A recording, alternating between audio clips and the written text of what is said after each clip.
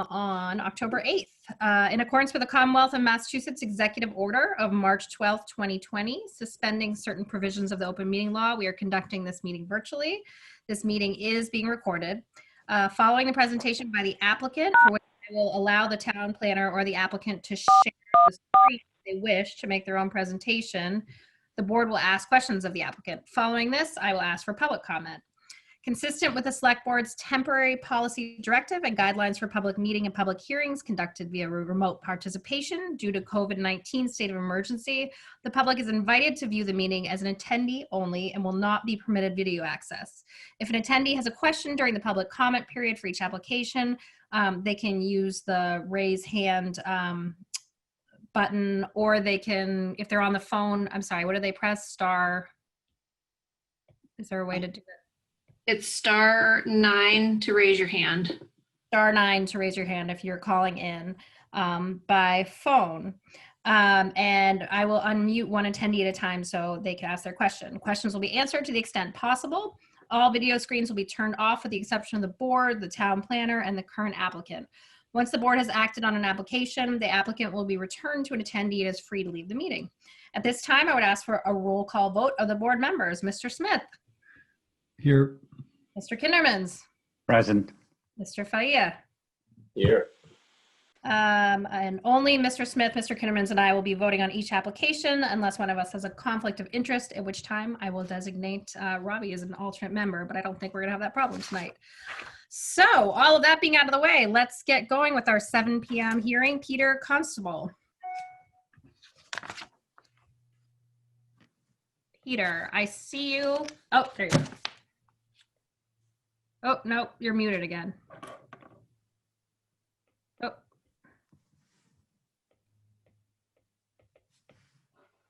Should be good now. Hi. Okay, now we see you, but I'm not sure I can hear you. Nope.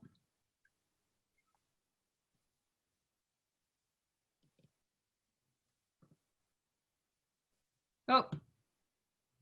Nope, you're muted. Unmuted, but Yeah, he's unmuted, but I still can't hear him. yeah. All right, tech support. Tech support is called in. Right? You might need to just call in and It says from Peter Constable, everyone, please unmute Melita Sawyer. So I'm Peter's wife. Oh, hi. If you can, there we are. There we go. Oh, now I can hear you. Yep. There we go. Hi. Can Hello. you hear us now? Okay, great. We can hear you now. All right. So you are here under the recently adopted new zoning bylaw 4.2.2.2. If you want to present, that would be great. Oh, yes. We have a small cottage in front of our house, and it was built in around 1920, according to some records that we've seen. And it's been used as a residence, and we currently use it as a residence. So we would just like a special permit for that house. Can you tell how many square feet is that little building? It's about between 400 and 500 square feet. 400 square feet. Okay. Okay, so as I mentioned, this is under the new amendment that was just passed at town meeting. And as we were talking about this, technically it's in force, Elizabeth, but there is always the potential that the Attorney General will not approve it, but we don't see any reason why that's going to happen here. So. I don't see any reason why it wouldn't happen. Okay. But this is an additional dwelling unit that's in a detached structure. Is that correct? Yes. And you said yeah, a detached structure. Yeah. Yes. It's only 500 square feet. It's probably less than 500, but yeah. Maybe. So what's the reason that the building commissioner had you file for a special permit?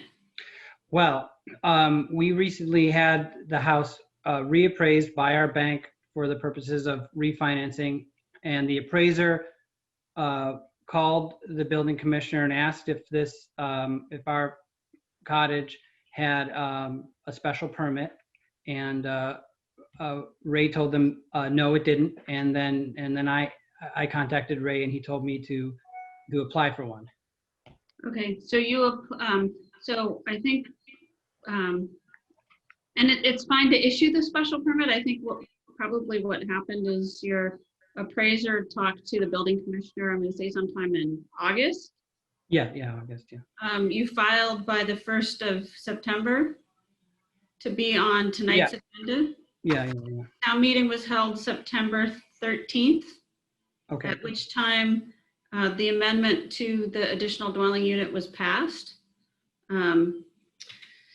So it's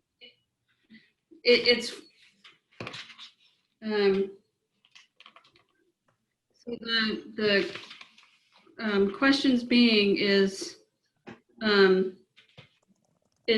your lot compliant with the minimum acreage for the zone district?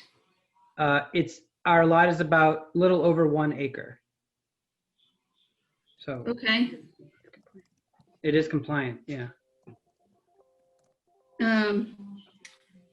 The additional dwelling is less than 750 square feet. You occupy one of the dwelling units. Yes. We have I believe we have floor plans. Yeah, there was a floor, I've submitted a floor plan, yes. For the 1-bedroom unit, yeah. Yep, and there's sufficient area for a parking space. Yes, yeah, there's That two unit? parking spaces, 2 parking spaces for that unit. Had already been on the property when we bought it. Which now you only need 1. And is the additional dwelling unit served by town sewer? No, it's not. It's tied into our septic. Okay, and have you received approval from the health division? Yeah, it has full Title V compliance, and that's on record. And it was the septic was redone in 2009. Okay, and given the size of the lot, and I'm just looking at the site plan for the structures, I doubt you're over the floor area ratio. So What about the setback here? Non-existent. Non-existent. yeah, The So I additional think we're- dwelling unit is right at the sidewalk. Right. Yeah. Hmm.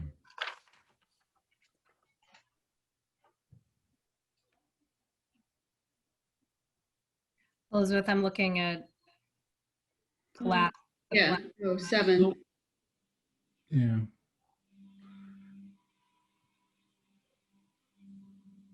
Jim, sorry, were you going to say something?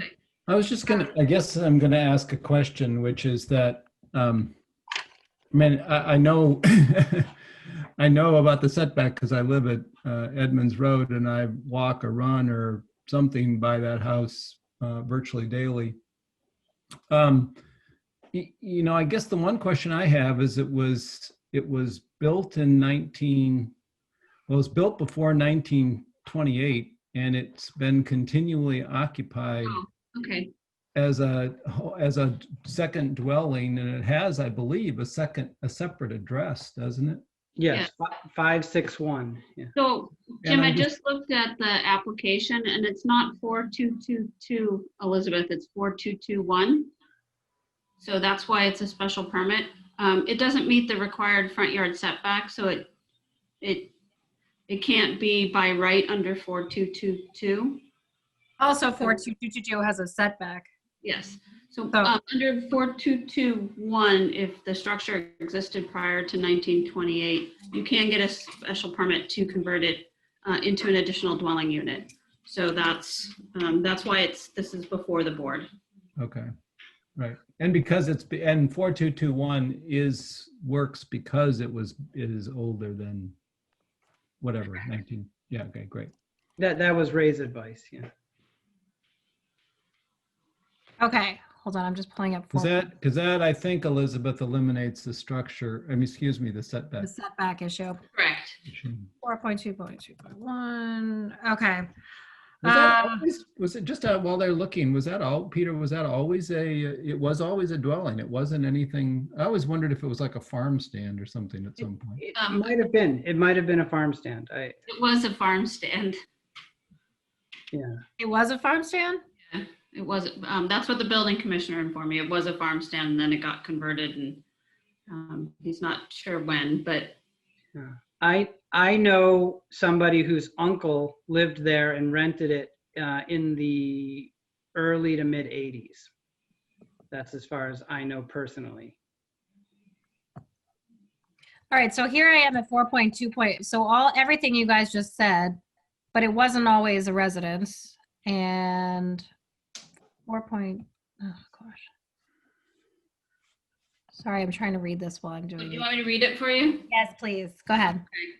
So 4221, the board may grant a special permit for the alteration and use of a building existing at the time its lot is placed in a single residence district for not more than 2 dwelling units, provided the gross floor area, excluding basements, open or screened porches and decks of any additions, shall not exceed in all 1/5 of the gross floor area, excluding basements, open and screened porches, decks of the existing building. Any additions to create an additional dwelling unit pursuant this section shall be integral to and part of the existing building without use of a tunnel, pergola, or share a common wall or floor with the existing building. So the structure was in place prior to 1928. They are not doing any additions to the structure. And this gets rid of the setback issue, which I was focusing on for some reason. Okay. So this seems pretty straightforward. Any discussion among the board? Any comments, questions?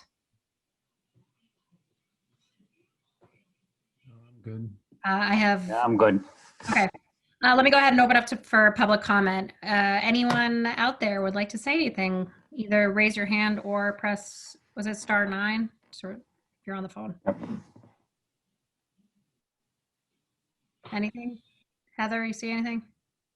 I don't see anything. Okay, I'm gonna go ahead and close public comment. I think this qualifies as a formality. I don't have any objection to it.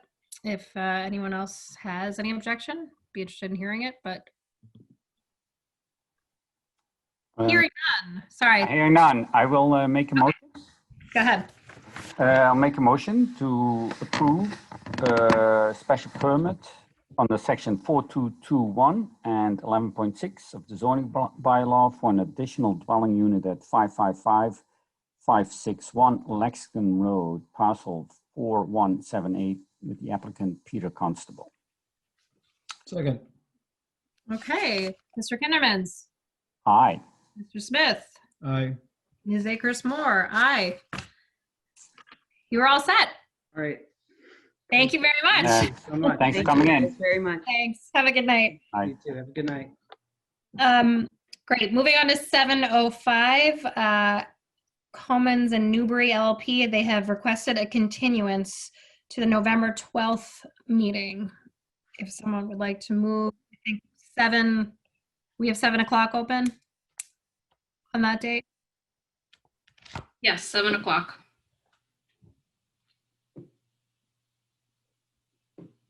I'm sort of not here with any, the Thea, agenda, so somebody can do it then. Theo. Yeah, sorry, I was doing it, but it was muted. Yeah, you're muted. I saw your lips moving, I figured. So I'll make a motion to move the application for Commons and Newbury LLP for special permit on section 7.1.3, 7.1.5, and 11.6 of the zoning bylaw to the meeting of November 12th at 7 o'clock. Second. Mr. Kindermans, Aye. Mr. Smith, Aye. Ms. Akers-Moore, aye. Great. And moving on now, 7:10, Habitat for Humanity of Greater Lowell. I'm not sure who is here to present.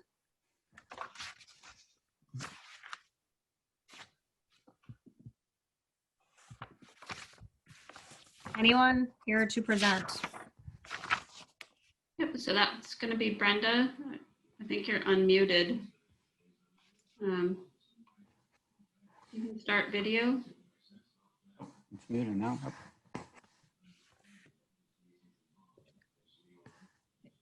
So while you're doing that, I'm gonna have to go back out and come in again. I've just had a technical issue here, I think. Hello? Okay. Hi. Hello? Hi. You know what? Let's just wait. Jim, we'll wait for you for a second if you're logging out and coming back in. Yeah, well, I can hear, so that's okay for now. I'll Okay. listen. Can anyone right. hear me? Yes, we can hear you. If you could just tell us who you are. My name is Eric Asbjornson. I'm the abutter to the Habitat for Humanity address. I'm at 938 Main Street. I'm also sitting with Ken Esty, who's at, what's the address? 946 Main Street, West Concord. So we're the abutting properties to this. Okay, so are you here to comment? Not. Yes, absolutely. So we'll wait for you to go through and then please perfect. comment. Thank you. So we're now looking for the person who's actually presenting this application. Brenda, are you out there? So Jeff and Holly, I know you're also, Yep. so I don't know why Brenda's not coming up. I don't know. Can you hear me, Elizabeth? Yeah, we can hear you. All right, let's find out what's going on with Brenda. Can you guys put us on hold for a second and I'll call her? Sure. All right, hold on.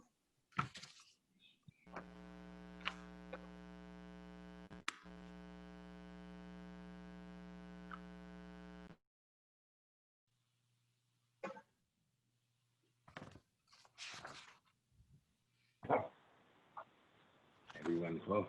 Okay. And then also on Stan, I don't see your hand up. Are you able? I know we had Can you hear me okay?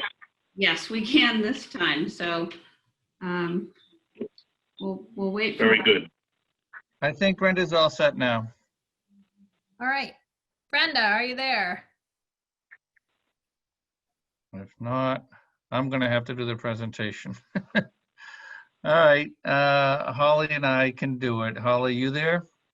I'm here. I think I'm muted. Nope, we can hear you. Okay, okay. All righty.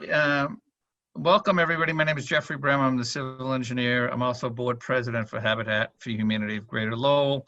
I will do my best. Brenda's a little bit more information, but I'm pretty knowledgeable with what's going on. So Elizabeth, are you going to bringing up the plans? Let's start with the site plan. The background is the part I don't know so much about. So let me just say that the Town of Concord Affordable Housing Committee worked with the Habitat to help us. They purchased the lot and then they sold it to us. And now we own the lot at 930 Main Street. This is an image of the lot as it exists right now. What we're proposing to do is, it currently is, it's a pretty nice house. It's a one family with the first floor, living only, and there's a full basement. There's a detached garage next to it and a rear patio.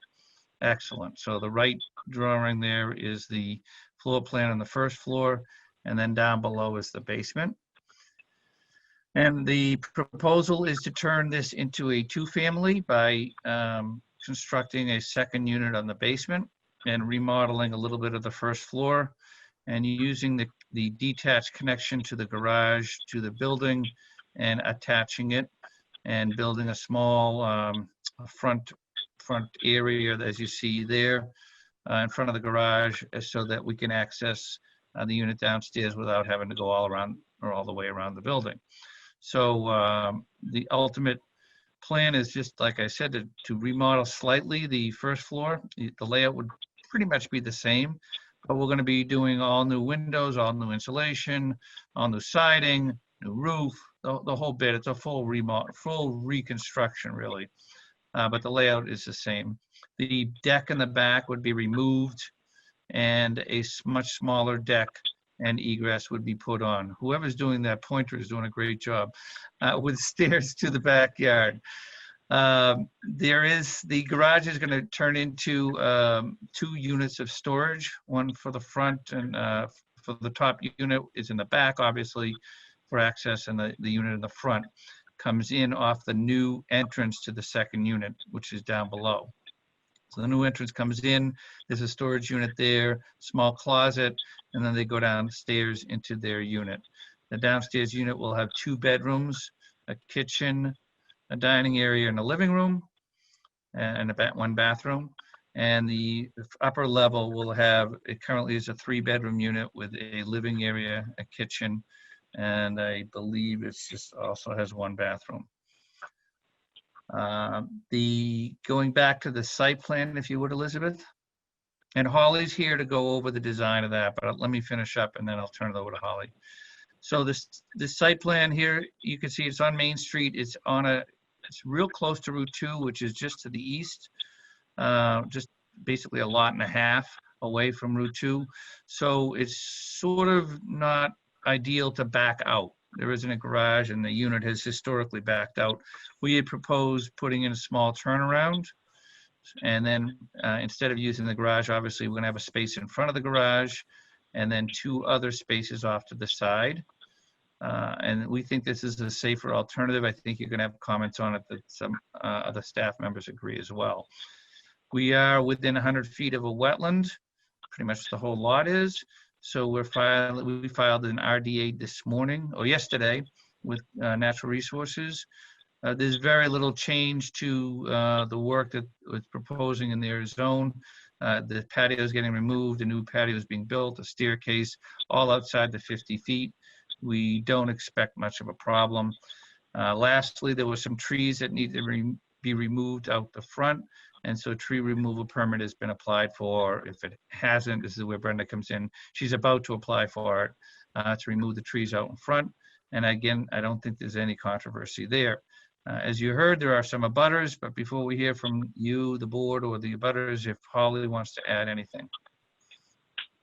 I don't really have much to add. As you can see from the plans, the building is not changing very much. There's just been a small extrusion on the front of the garage. Those are the existing elevations. These are the new elevations. A small extrusion of the same massing of the garage forward to provide the entrance for the lower unit, and the gap that used to exist between the two, the house and the garage gets enclosed and a new stair put in it. But basically the existing house is going to look very much the same from the street. We've paid attention to building code requirements to make sure both homes have their own separate 2 means of egress. And there's an egress window in one of the bedrooms in the lower level, so to meet the code with that.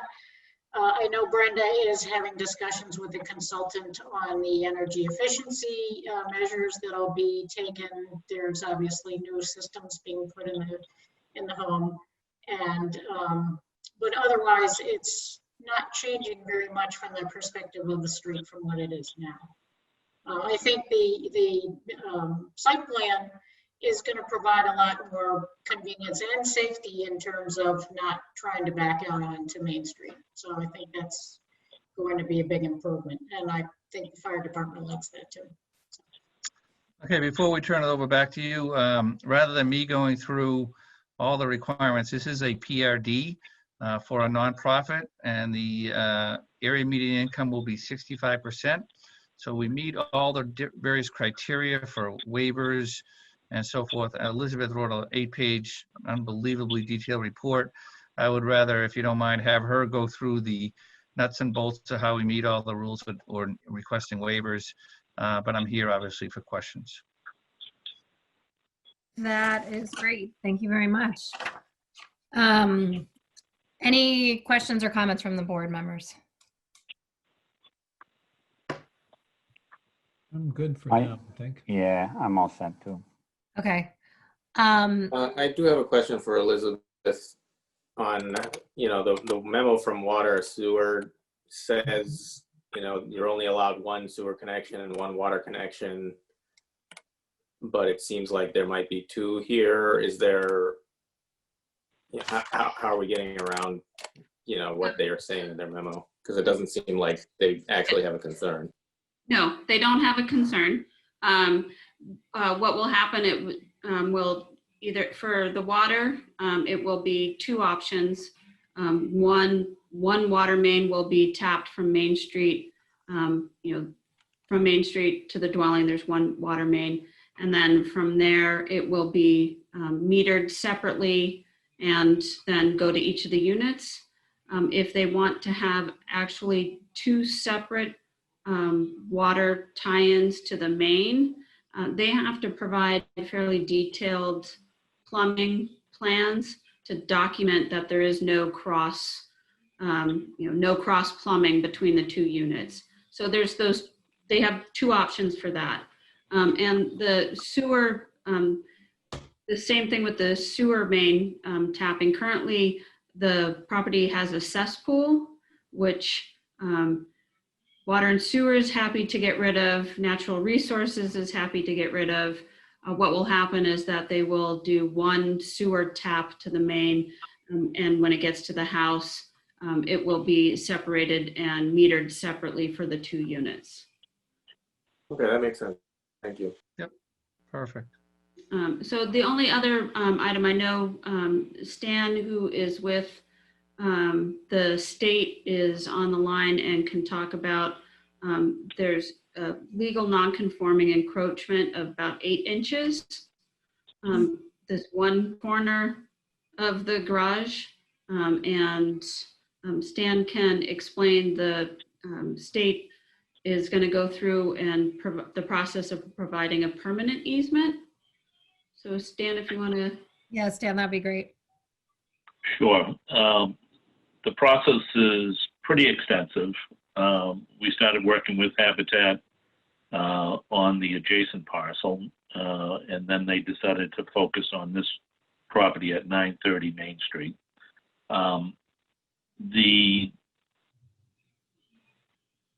Our intention is to have an engineer draw a line at the back line out far enough to connect to the iron rod in the front that would cover the encroachment, but only as much as is necessary. In the longer term, our intention is to put the adjacent parcel out for a public process to see if there's proposals out there, and we have been approached by the town through Marsha Rasmussen to look at possible more affordable housing on that parcel. But it does have to go through a public process and a public bidding process as well, notwithstanding any potential waivers that could be received for affordable housing. And the final engineering plan for that permanent easement will not come until that other parcel is disposed of, or as a disposition, I should say, because the plans are pretty extensive to create. They can only be done by pre-qualified engineers through MassDOT, and they're expensive to create. So we won't want to go through that process until we come up to a designated proponent of the property. We're asking your indulgence in the meantime, and I can't give you a guarantee on it, but that's what our intention is. Okay, so from our point of view, how we would word a condition, or how, I mean, Elizabeth, what's your advice on doing that? I mean, this is already existing, so. Yeah, so it's a, Well, It's a permanent easement, right? Mhm. Originally, we talked about a land swap of a nature. That would be problematic. It's not easy to give land to the state in that nature, even though it's a small amount of land. The same sort of engineering plans would have to be done and filed with the state, and we would have to go through another, what's called a vetting process, as we did with the parcel next door. So I suggested a permanent easement to be able to satisfy the requirements. Again, if the board in their wisdom decide to make this conditional, I will tell you that it will not happen overnight. It will take some time to do. But that is our intention, to follow through with Habitat. And it will not affect the parcel, the 1.45 acre parcel next door greatly. And that was one of the things we wanted to try and minimize the impact on that parcel as well. So from the standpoint of this parcel, the one we're looking at for the PRD here, I'm gathering from the word permanent easement, but I'd love to hear it that even if you never did anything with respect to all of the stuff that you said, you said this would still have a permanent easement and it would always be able to have its garage located in that space, correct or not correct? I would tell you, I am not the final say on it, but at this time, the state is not moving to have them remove their garage from our property. Okay. Well, If I I mean, may. the word permanent easement seems to imply that the person who owns this parcel would have a permanent right to have their building on that property, but maybe I'm missing something. No, you are correct. In that parcel of land, that is where the permanent easement would be for the benefit of 930 Main Street. Right. Okay. So practically speaking, I'm trying to figure out practically speaking. I mean, it's existing. They're not asking it to be torn down. I guess there's a whole other legal issue of how long it's been there and if there's something exists, some sort of right exists, which I don't even want to get into. But from our point of view, can we, if we decide to approve this, can we approve it? And it's kind of at the risk of the applicant that this doesn't happen.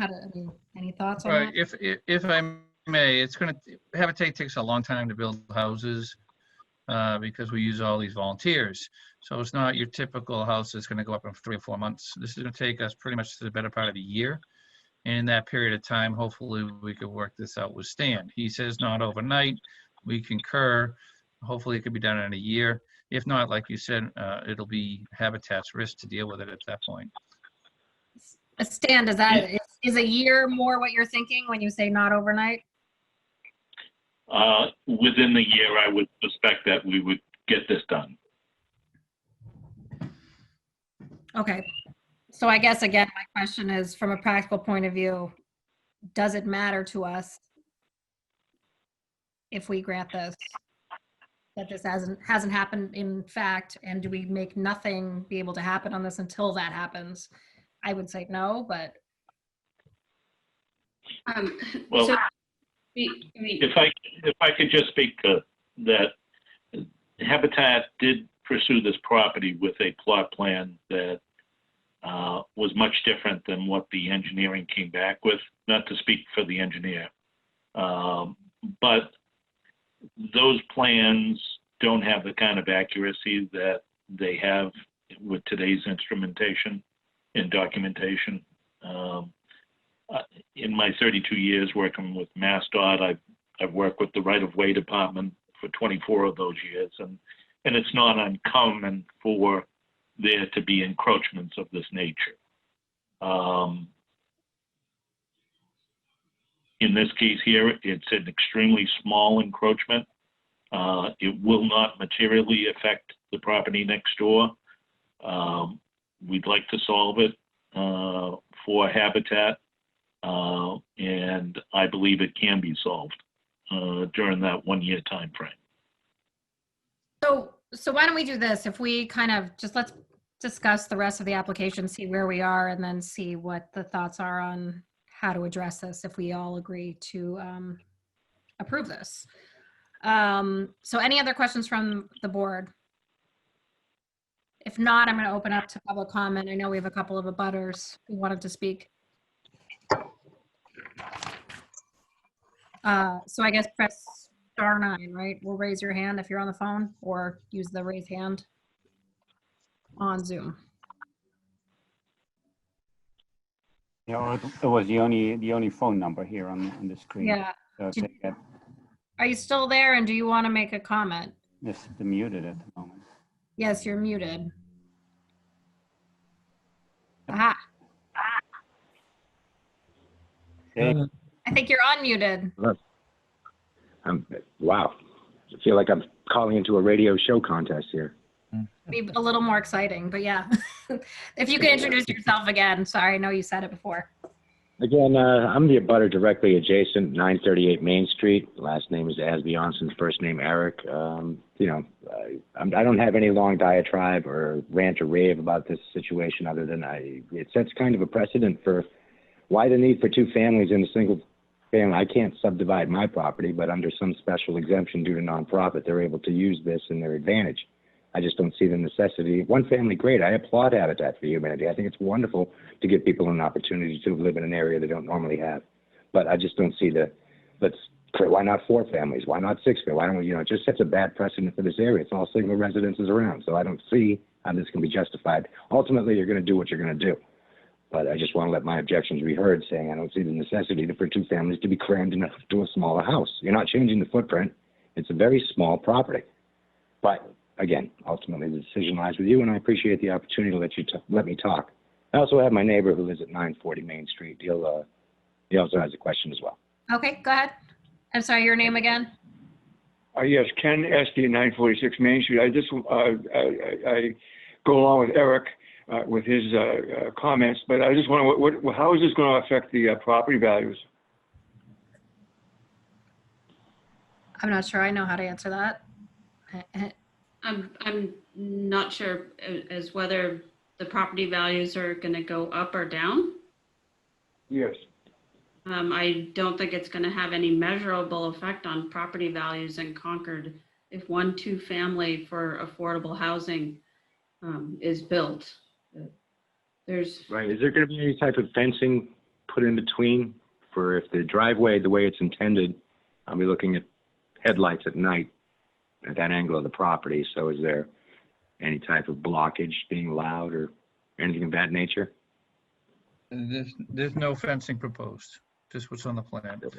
And Brenda just commented that because it's a deed restriction, these are different than, it will not come up on an appraiser's report. So from that point of view, it won't affect the local appraisal.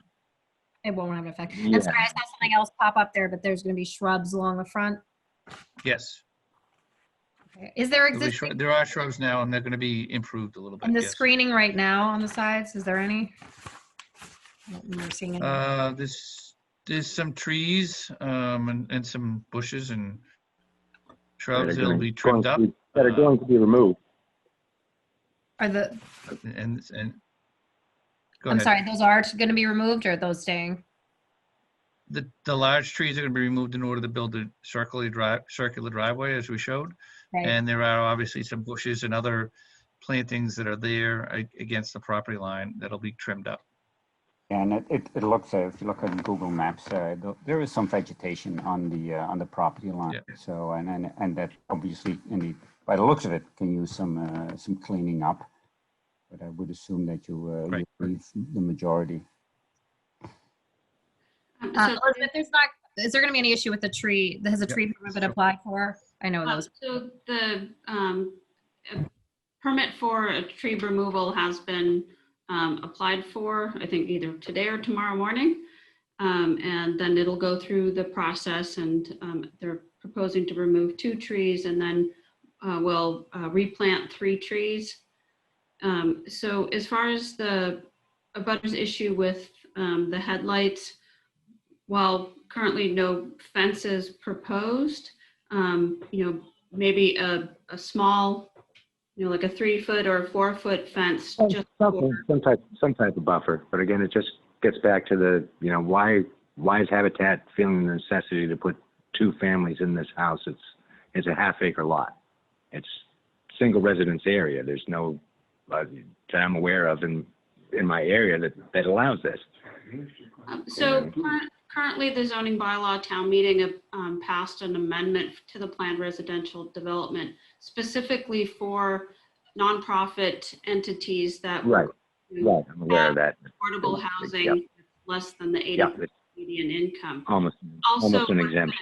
so let me finish. Also, what's going to come up for town meeting for next year, which was postponed from this year, is a proposal to look at the ability to have these small 2-family dwellings in resident seed zone districts. So as far as why it's allowed, it's something that town meeting passed specifically for the planned residential development and specifically for applicants such as Habitat, the Concord Housing Authority, Concord Housing Trust, to build these smaller affordable units specifically in this Right. case.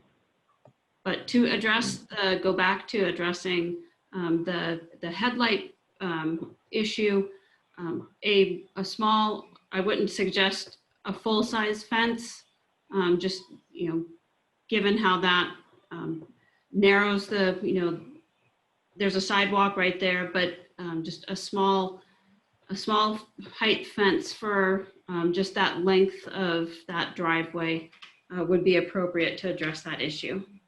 Okay. Okay. Any other comments by the abutters, or are you?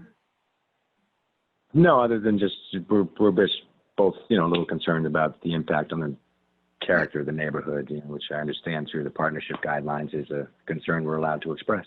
Oh, no, absolutely. No, we appreciate hearing from you. If that Hopefully is, I was able to articulate my concerns well enough. I'm not a NIMBY. I understand progress is progress. It's just, I don't know. right. Is there a That's number? what we're here to do as a board is to Is there a cap on the number of individuals? I mean, 2 families, I'm anticipating 10 people. So, I mean, is there, I don't, is it? that I So can't. exactly. So what happens if indeed 10 people do end up living there? Is that, I wish Brenda could speak to that, but Brenda, are you on? I know you keep sending messages, but it's so it's my understanding that both of these units are provided based on family size, and you would not, they would not be permitted to have 10 people in a 2-bedroom or even 10 Right. people in a 3-bedroom. They will be limited to the family size based on those bedrooms. there you go. What Brenda Okay. just said. 2-bedroom, 3-bedroom, 2 people per bedroom, 2 people max per Yeah. bedroom. And like I said, listen, this is why we're here. Is there's competing interests, and we're trying to work it out and see if this Yeah, makes yeah. sense on this the side. last thing we want is to have MS-13 move in next door, so that's all. I don't think that's anyone's goal. So, all right. Thank you very much. Any other comments from the public? Nope. All right. Is there anyone else besides those abutters? Heather, anyone else? Okay. Well, let's open it back up for discussion. I want to go back to the fence really quickly. How does the board feel about that?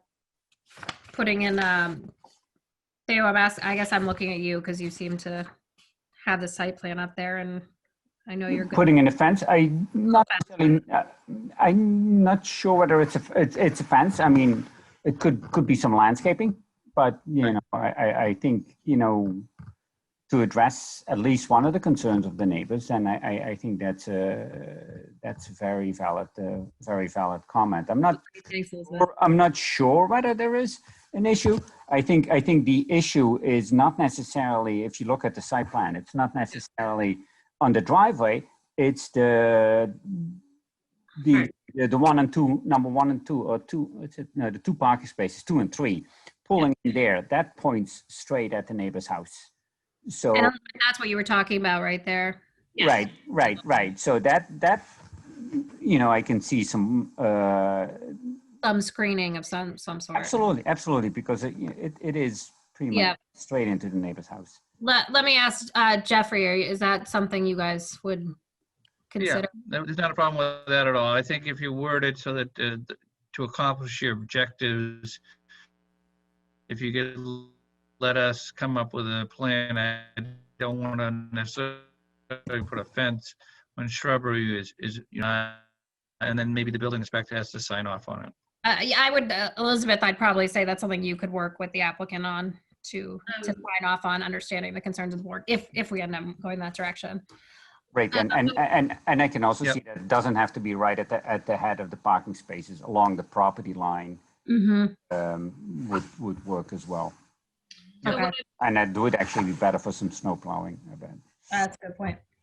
So what I'd probably suggest is that prior to the issuance of a certificate of occupancy, that the applicant coordinate with the town planner on appropriate screening of the headlights from the parking spaces, to the direct abutter. And then during that time, Habitat can work with the abutter and discuss, what would work best, and then we can go from there. Sounds fine.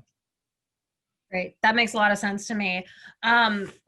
Getting back to the application overall, are there any other comments from the board on this or any questions?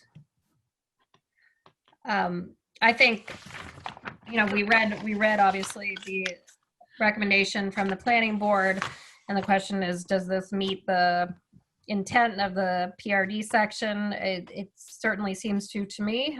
Mixture and diversity of housing types, that along with the minimal alterations. There is a question of how much use you allow on a lot, but I don't think that two small units like this are overwhelming this lot. And as you mentioned, Elizabeth, this is where we are moving as a town, is to allow more of this kind of housing. So to me, it seems like a very solid application. Any other comments from anyone else? Yep. Okay. Comment for me. Yes, Elizabeth. So just to clarify, the condition that was included in the planning board's recommendation letter regarding the easement is that would be done prior to the issuance of a certificate of occupancy. And I know Stan and Jeff are still on board. I think that is a sufficient time where, it's going to take, about a year for both units to be completed. They'll have to go through all of the affordable housing lotteries and the fair market housing and the deed restrictions. So that also plays into that year. So I just want to make sure that everybody is comfortable with the wording of that condition. Jeffrey, you are comfortable? Yes. And it sounds like Stan is also comfortable with that. Just not only is there is the construction taking a while, but just so you know, we go through a process. There's a lottery process, and also we go through a selection committee that goes through a very detailed analysis of the ultimate families, because they have to put in 450 hours of service. It's not like as part of that service, they could help work at a restore, but they have to take a certain amount of financing courses so they understand how to pay for it, how to maintain it as part of the whole program. So there's a long process to develop the families and then get the families to go through with all of our corporate sponsors and our team builds to actually build the facility. So it's not just the length of time it takes to normally build a house, but there's a lot of behind the scenes work as well.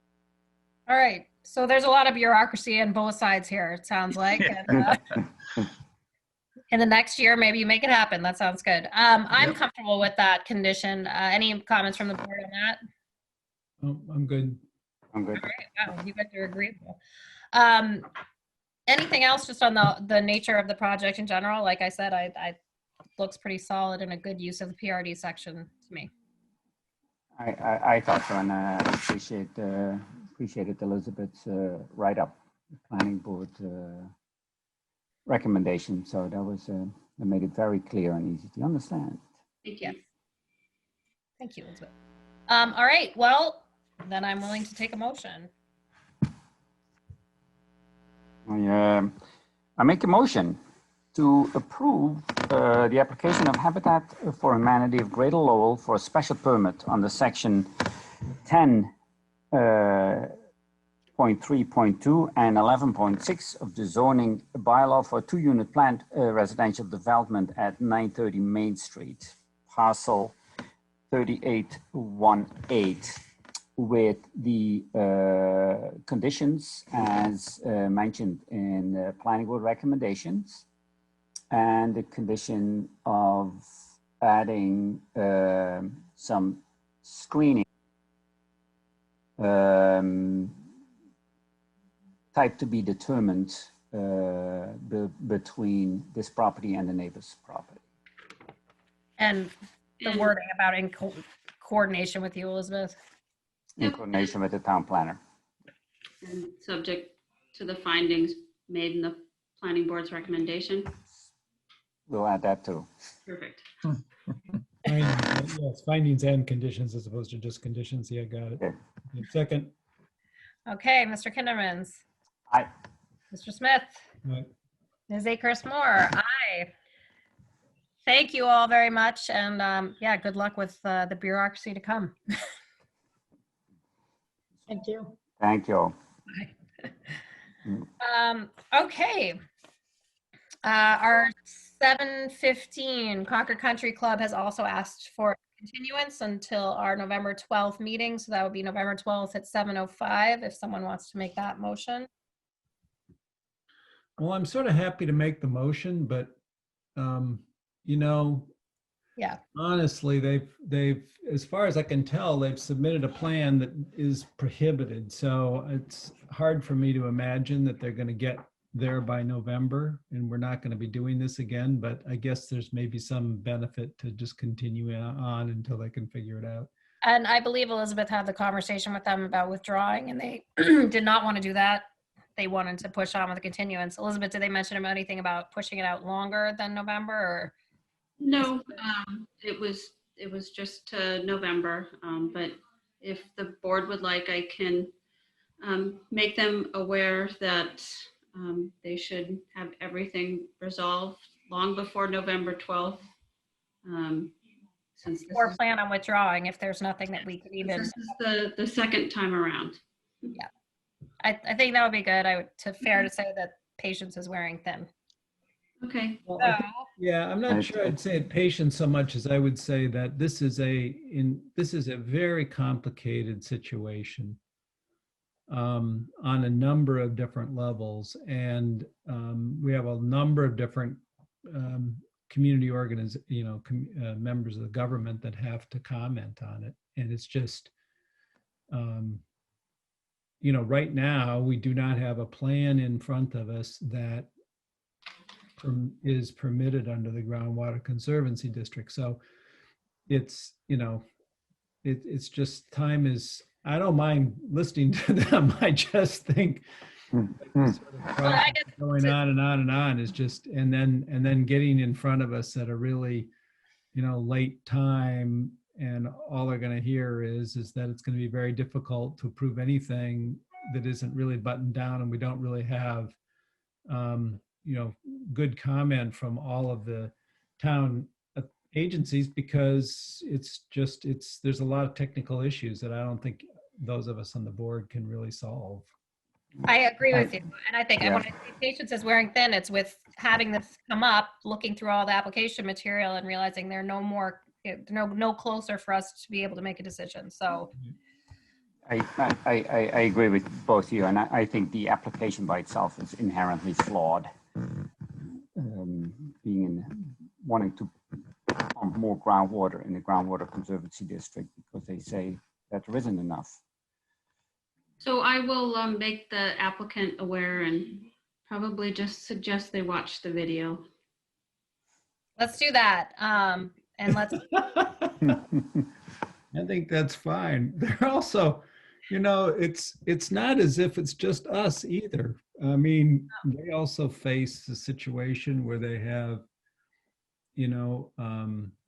neighbors and who've made some pretty significant points. So I just think that I'm happy to have this out with everybody. I just want to do it in, a session in which everyone has the time to review the plans, and they are not, inherently, dead on arrival because they just can't be fixed. That's all. Right. Thank Fill you. that one if you want to, Elizabeth. I still need somebody to move to Yes, continue. let's move. Can I get a motion? Moved it. Oh, you didn't? Okay. No. Okay, so can I say so move? To No, so to 7:05. 7:05 and the November 12th, the continuance of the Concord Country Club for a special permit under section 7.5 and 11.6 of the zoning bylaw for the construction of an irrigation pond. I second. Mr. Kindermans, Aye. Mr. Smith, Aye. Aye. Moore, aye. Great. And that takes us to administrative business. We have the minutes from August 13th. I submitted my comments to Heather. I assume other people did the same. just you. Assume, great. Yeah, yeah. So Elizabeth, if you can just briefly run through your recommended changes, unless you submitted them and then the board got them. You know what? I'm so glad you asked that because it's not like they're in front of me. So fantastic. I had adding a because somewhere because the sentence didn't make any sense. So I think that's probably unnecessary. And then I think my other thing was Heather putting that I came back to the meeting. Okay, Very self-centered. great. Perfect. Yeah. All right. There you go. Okay. Any move- other changes by anyone? Or are we all set? Move approval. Great. Second. Mr. Kindermans, Aye. Mr. Smith, Aye. Ms. Akers-Moore says aye. That's it. Elizabeth, anything else? Heather, anything else? Just one thing to tell you is that I had a meeting with the chair of the planning board just to kind of discuss whether there was any coordination possibilities with us since. That's what I was going to say. You were gonna say that, yeah. Just because I figured we might as well talk about things like upcoming Thoreau district, if there are zoning changes proposed or anything like that, might be helpful if we were involved in that earlier on and just in general. And that was a positive conversation. I don't know if she spoke to you at all about it, Elizabeth. Yep. So the planning board, actually, I think it was like the last meeting, whether it was this past Tuesday or 2 weeks ago, but the board wanted me to reach out to the Board of Appeals to schedule, some type of joint meeting again, just to get your feedback on whether there was any zoning bylaw amendments or things in the zoning bylaw that you feel should be looked at. The planning board did want to discuss with you on how you felt the floor area ratio bylaw, whether, is it working? Is it not working? I gave them my impression that maybe resident C, it might help, but for the other zone districts, I don't see that the floor area ratio, the current calculation has been an impediment for anybody. Right. So they wanted to get your feedback on that and whether they should look at, modifying that in some way, whether it's based on, just existing parcel size or change that calculation based on zone district. So they wanted to have that conversation with you. Great. Currently for the Thoreau Business Depot redevelopment project, not talking about something for annual town meeting, which may be pushed back from April to maybe June. I think that has happened. Well, Stephen, so that has happened. Anything for Thoreau Depot would not happen until fall at the earliest, if there was a fall town meeting. So there won't be any zoning bylaw amendments for Thoreau based on the Thoreau Depot redevelopment project till later, a year from now. Okay. So having just had this put before us, it'd probably be helpful if we all went back and thought about it. And if there's things we wanted to bring up and with the FAR, maybe we discuss it amongst ourselves at least one more meeting and then come up with time. Does that make sense to everyone? Yeah. And so then my, I was just gonna send out like a doodle poll to, both boards. Since it would be by Zoom, I think that makes it a little bit more flexible as far as getting everybody together. So, it doesn't have to be at night. If there's if for all of you right now, if like early mornings, is a possibility, Okay. I can put both those out there. And Jim, not to throw you under the bus, but as someone who's been on both boards, I thought you could be very helpful in this conversation because you have nothing else to do. Yeah. Give some of the guidance from having been on both. Sure. No, no, I'm happy to do that.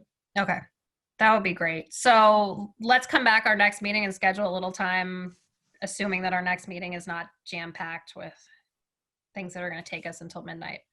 Okay. Have a little conversation and then, submit the doodle poll. That's great. I'm really glad to hear that. So in general, I mean, are any of you available in the morning for Zoom meetings or? What Yeah. morning? I before 12.